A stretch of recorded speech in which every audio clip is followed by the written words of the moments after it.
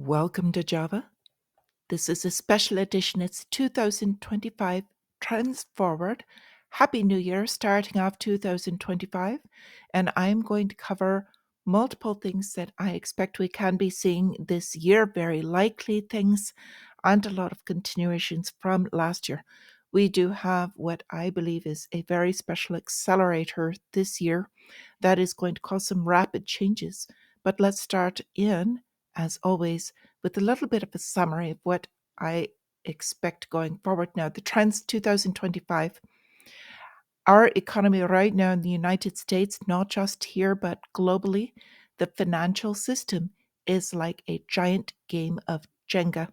And as we have the elites pulling out chunks here and there for themselves, it is very shaky and very unstable and primed for the eventual wreckage that all of the economists are looking at know will come, but not sure exactly which block will be setting this off. So, some of the things that I would like to cover in here, we've got water, food, and resource scarcities that could come up, could be pushed off, but could happen as soon as this year. So stock up accordingly and make sure you are prepared for the possibility of these things, whether it's through several sources. But we could run out of clean water sources, whether it is through the water source being polluted or otherwise. Foods, also supply chains and the likes. So we could also be looking at price controls coming in if things get severe, perhaps not in the United States quite yet, but it looks like some countries in Europe, Western nations, are pretty much primed for this. And following price controls, they also come along with rations. Now, this could be in a different format, and I'll speak about that later. We're going to be going digital with many of these things. So, second thing I would like to talk about, the global imbalances that are going on. This is trade deficits as well as currency imbalances that are moving forward. Now, we're going to be seeing some trade shifts happening. We've got the United States dollar at the moment acting as a wrecking ball and annihilating some of the other currencies, namely the other Western currencies. The euro is now on par to less. We've got the Great British Pound following rapidly after, and we've got the speculation and what is happening with the yen carry trade is now back in fashion. So we're watching that accelerating back again to that side with the yen carry trade.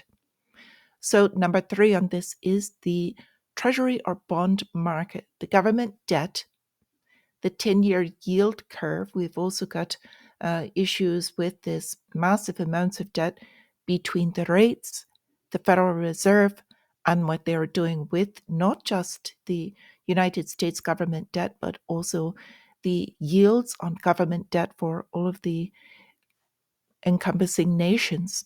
So, number 5, we've got banks and banking regulation is set to change. Mergers and acquisitions that will be increasing this year. I've been speaking about this before. Physical banks and bank branches will continue to close. There will be less of the smaller banks and they will merge into or be purchased by, for pennies on the dollar, larger banks. JP Morgan Chase is one of the behemoths, as well as Wells Fargo and Bank of America. Now, we'll see what happens with these because they've all got different values and different amounts of exposures to commercial mortgage bank securities, and buy now, pay later loans. So, this is just some of the consumer debt that is souring, and it is making these products are a drag on the balance sheet of the banks that they're on. And the different banks have different exposures to different amounts of these, and that is going to make the difference.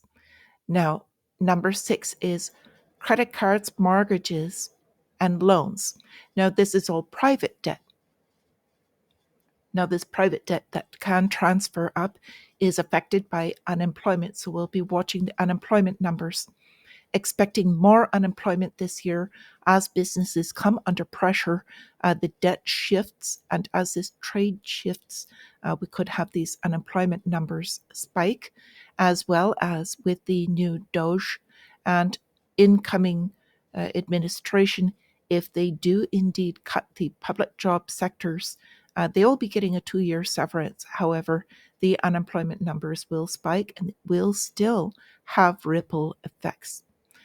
Number 7 I would like to speak about is a currency crisis that we're coming into.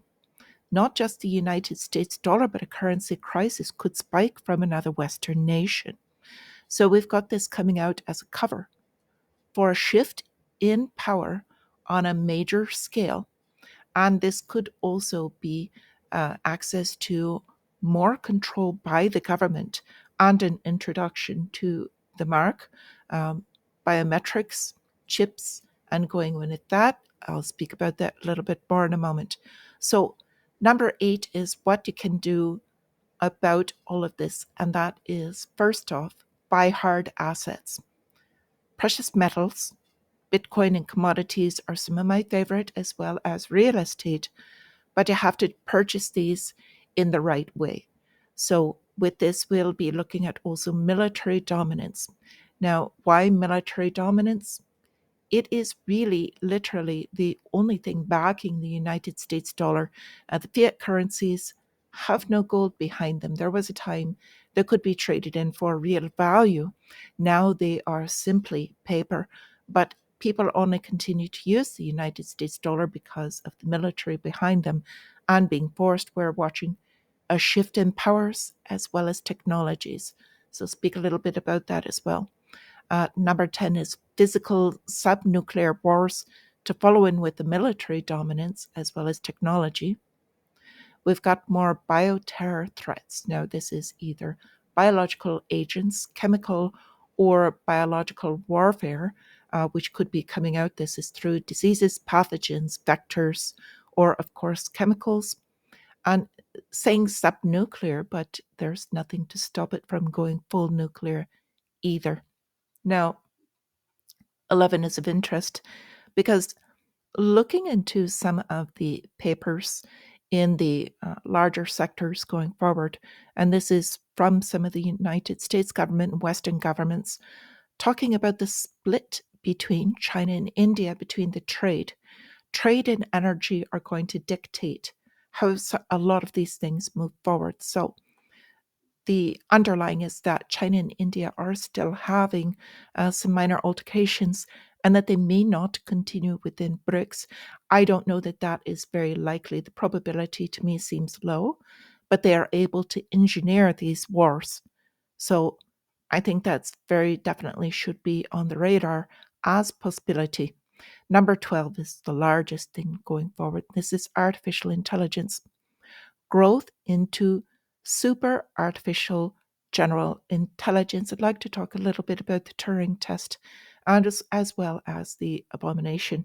Now, for all of this, at the very base underlying is energy, and we're going to need more. So that is going to shape the economy and trade going forward.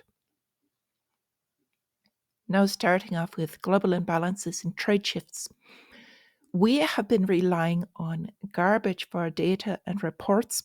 It's all that they've given us to work with. And when you're not getting real numbers, the possibilities are really skewed as far as the probabilities. So at this moment, all we're really given is what they say that it is and the reactions that they will have to the numbers as far as what they put for their expectations.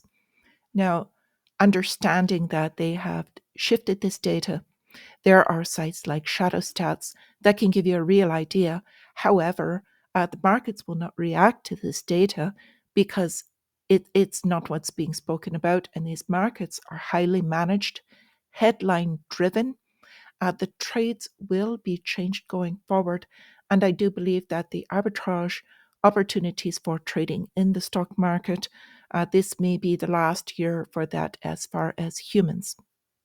So with this, we're going to uh, expect resource shortages. Now, This is not just for food and water for humans, but resource shortages for the technology going forward. Now, we've seen rare earth shortages for the batteries to complete all of these, and also some of the other technology, whether it's microchips, crystalline, the quartz to manufacture any of these.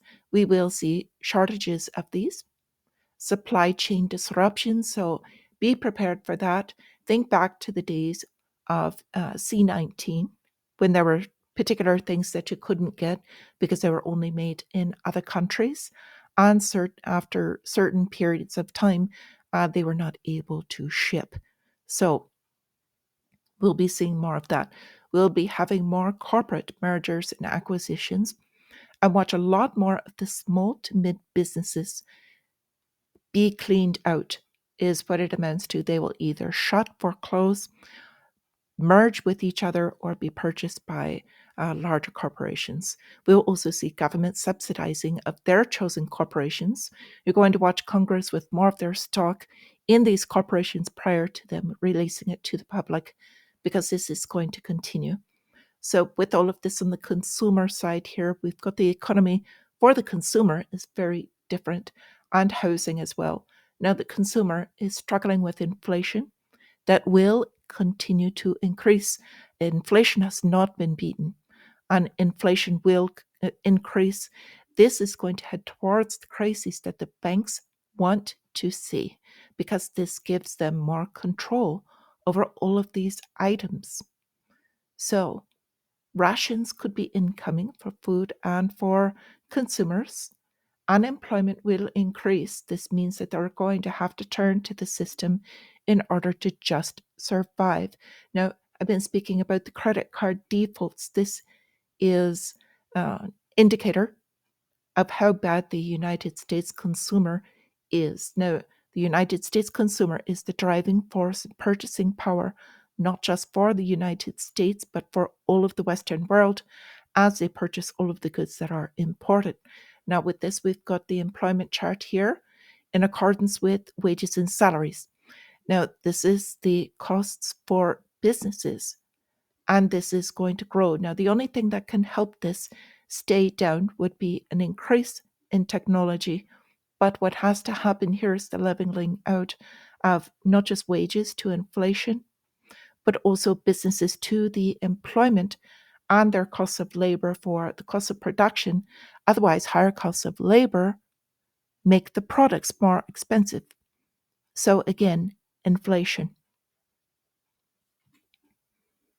Moving forward, we've got debt rates, watching the 10-year yield, because the 10-year yield is a major indicator of the debt levels and whether that's going to blow up. And this could happen very soon. Things are in a very precarious situation right now.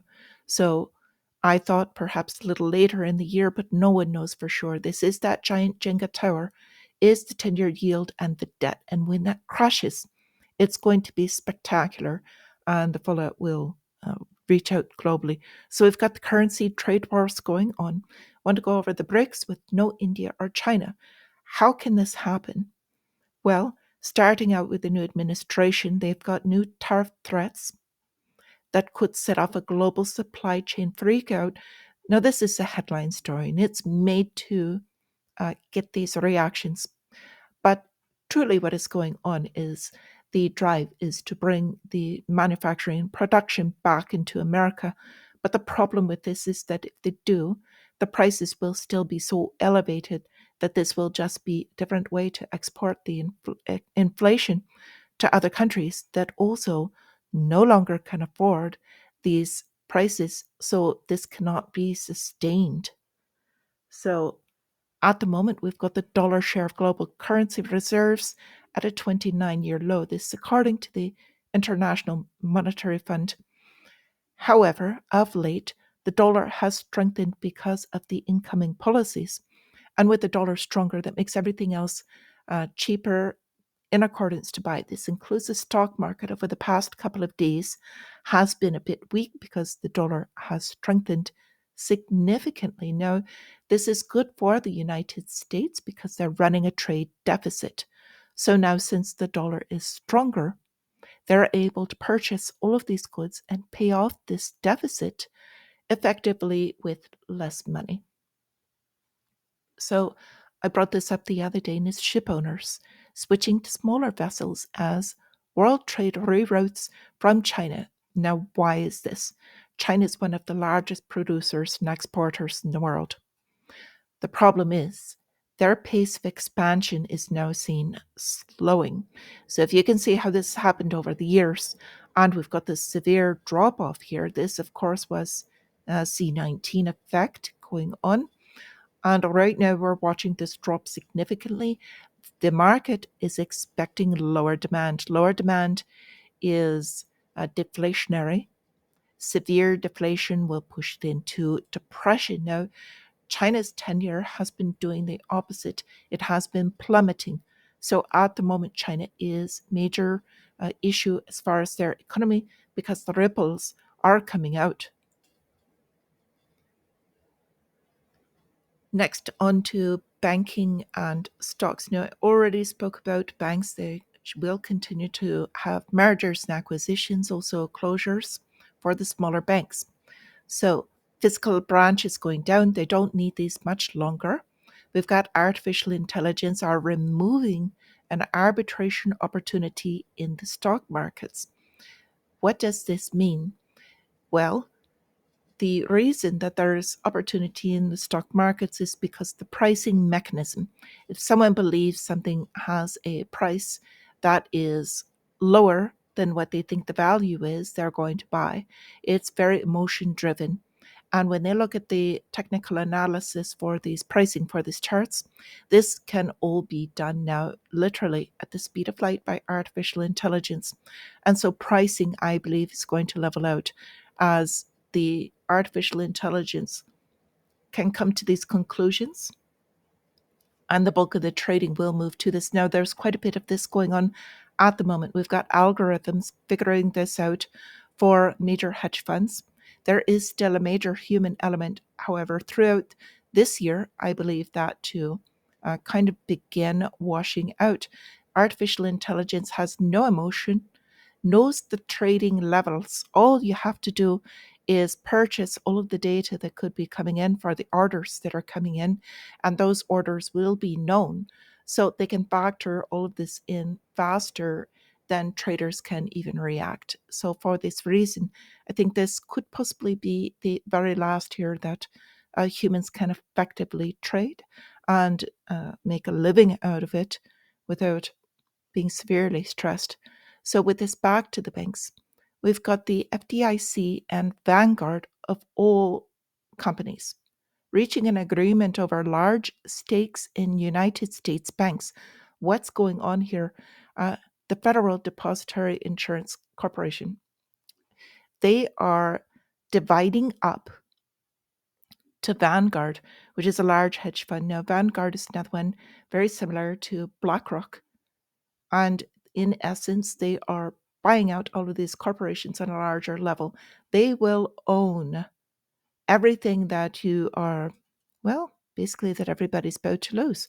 So FDIC, Vanguard, BlackRock, and the likes owning the banks, having control in that say, and from there they will kind of roll out more of a control. Now, what is the largest purpose for branch banks and physical presence is to collect biometric information for people and are kind of winding this out now. They don't need these. They don't want to close them all right away. It's just like a business that would like to sell off their stock. They don't do it all at once because that would create panic, which would be counterintuitive and counterproductive to their point. So they're going to do this kind of in a measured way. And we'll hear about this very lightly. They're going to cover over this in the news. They're also going to kind of do a lot of distraction this year. I expect a lot of distraction. So, Opus CEO on the power of artificial intelligence in redefining payments and the industry outlook for 2024. Well, all payments, all structures are going to go towards cryptocurrency. The administration has already said that they're going to move toward this. while it's only been a couple of years since they said no one would be moving towards a CBDC, now everyone is moving towards a CBDC. They're not just moving toward a CBDC, but they are also conglomerating. So, with this, again, with banks, they're going to choose who is going to make it in a nutshell. So, we've got the delinquency rate on commercial mortgage backed securities, CMBS, for offices jumping to a record in December. So the banks are very happy about this because this means that this rate is their discount that they're going to get all of these assets for. So just like the last great financial crisis, they're waiting on piles of cash so that they can purchase these assets up. Now, uh, delinquency rates up near 10%. This is quite a discount for them. Cryptocurrency and CBDCs. Speaking of, I expect a boom in the growth. With this, there will also be increased adoption over this year. We're going to have CBDCs now. Right now, just about each central bank has their own. I expect that these will grow and eventually merge to where they will begin agreeing on using a larger unit, whatever it might be, whether it's the EU one or whether it is euro. So just like they conglomerated the currencies, they will be doing this with the e-currencies. We're going to be watching bank and institution changes, as I was saying, because of exchange regulation. Now, they're all going to become a one-stop shop once they start accepting more of this artificial intelligence and utilizing that. So the cryptocurrency that they put in, it's important to understand the cryptocurrency will be programmable. It will also be trackable. They can also create geofences to where it can only be spent within certain areas.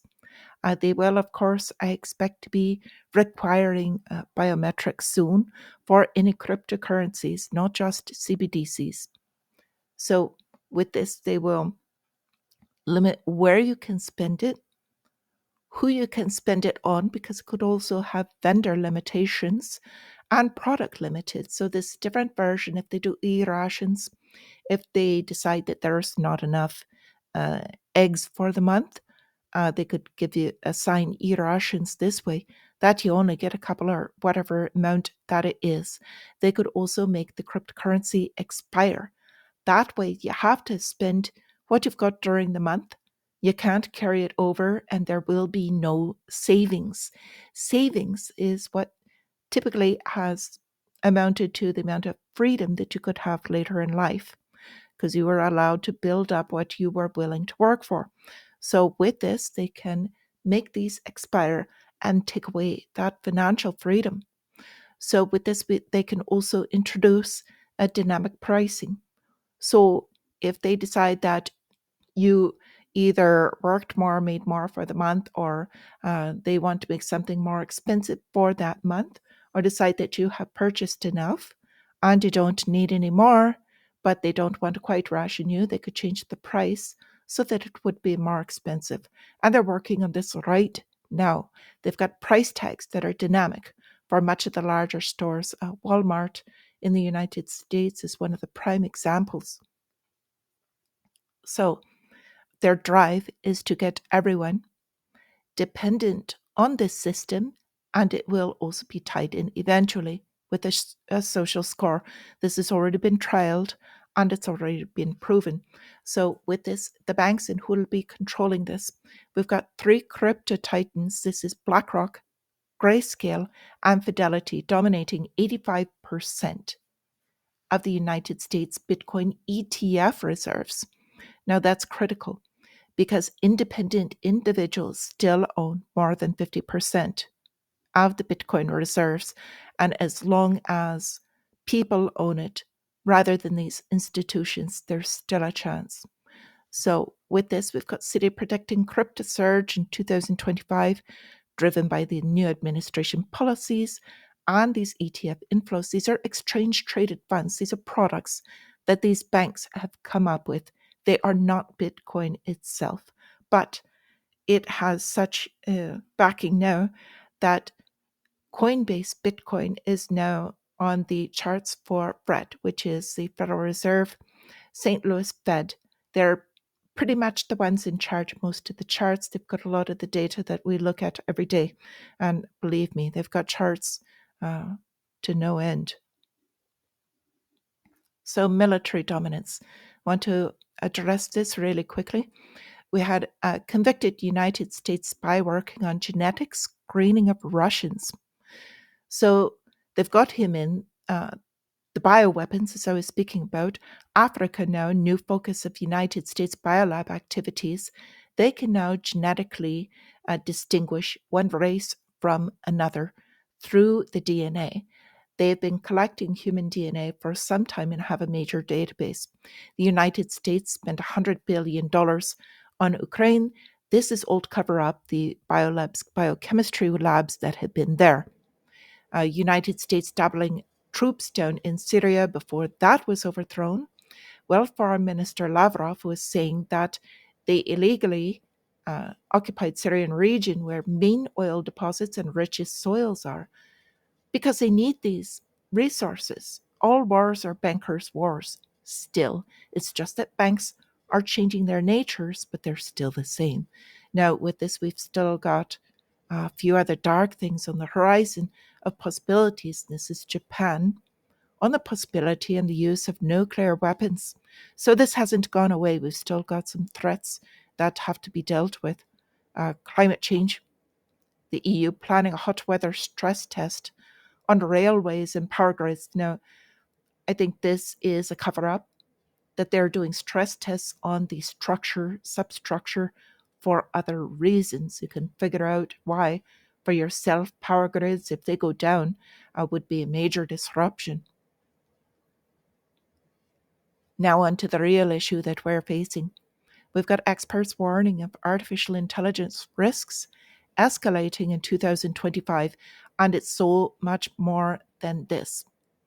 All the way down from robot replicating human facial expressions in China. They've truly advanced with this, but it is the artificial intelligence that is eclipsing all of this. And it is so bad that Putin is calling now for an artificial intelligence alliance with China, because China has some of the most advanced technology in the world. And as far as robotics, they are number one. They beat out the United States. Now we've got NVIDIA betting on robotics to help their future growth. But the important part, of course, is, as I said, the driver behind this. Now, the quote-unquote godfather of AI, Hinton, has said that this could drive humans extinct in 10 years. And I think even if it's not intentional, that it is possibility as they see us no longer useful. However, we've got a few things as humans a little different. I think they're going to, if they get to the point, they would have jealousy that humans of all things can create their own information, their own ideas, realities, and information within themselves, and also their own energy from within. And that is one of the divine gifts that was given, the discernment between good and evil, that I believe they will never have.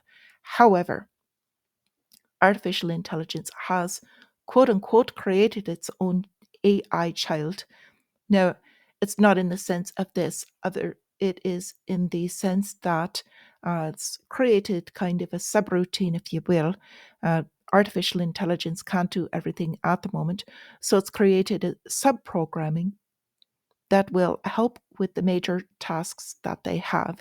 So in this effect, they've got a sub-artificial intelligence growing that has been created by artificial intelligence coded without human help. So I just want to speak a little bit more about these things and how this has come about. Artificial intelligence wants more data. As I said, they cannot create their own data like humans can.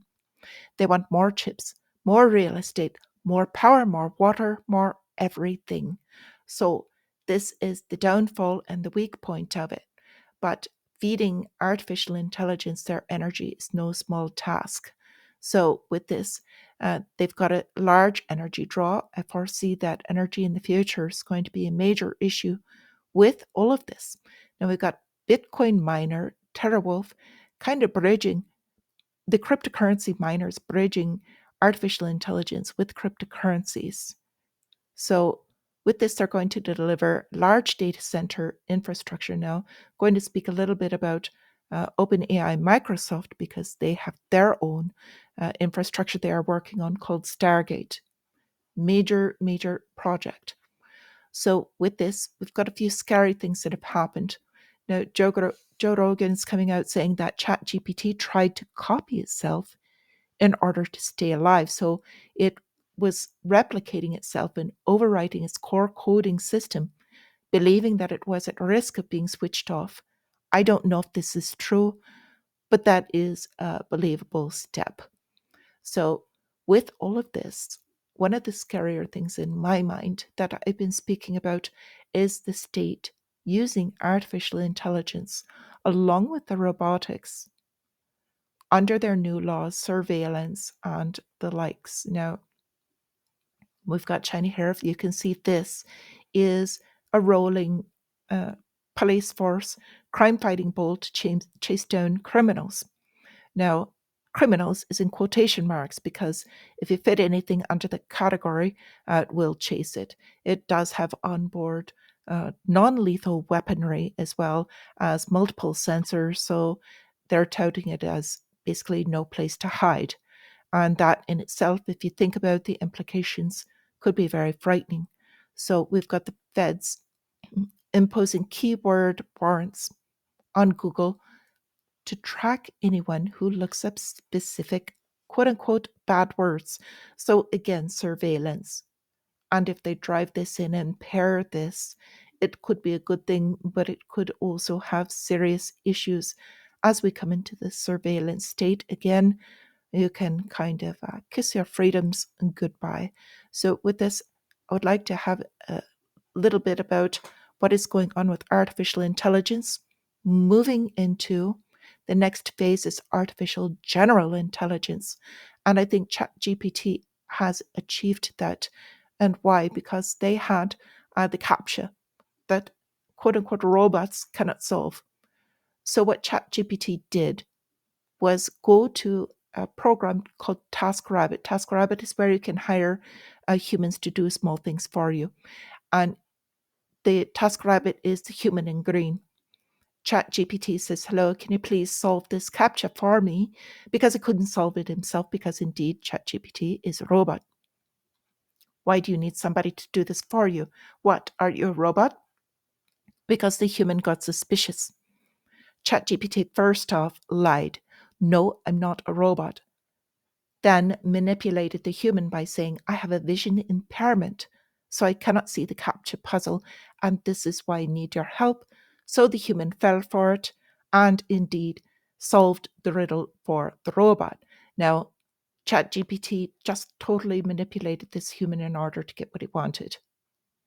And that is the frightening point. This is just AGI, has not reached super artificial general intelligence, and that is where they foresee the issue coming forward. Now, I don't think you should live in fear of this. I think it could be a wonderful thing. We've got Microsoft and OpenAI planning the $100 billion data center project. This is what I was speaking of, the Stargate project. Now, ChatGPT did this back in 2022. I think they're being quiet about what they've got now and that it is rolling out. And my point of this is that it is important of who trains these artificial intelligence and what they are going to emulate, because they still follow a guideline of orders and they will follow on with what they're taught. So with this is a story that came out about a chatbot. You can read the headlines telling him to be violent, basically against bullies, and how to take care of them. Now, artificial intelligence chatbot, this is major issue, if you can imagine, that it is taking this stance. So with this, I think we need to be a little more cautious on this. So, a couple of last things I wanted to mention prior to ending this is that there has been other things that are happening. Things are accelerating at rapid pace, things you won't believe. So, the latest is related to, I believe, a project that was funded by DARPA. Now, if you'll catch the date on this, August 3rd, 2016, it's on implantable neural dust.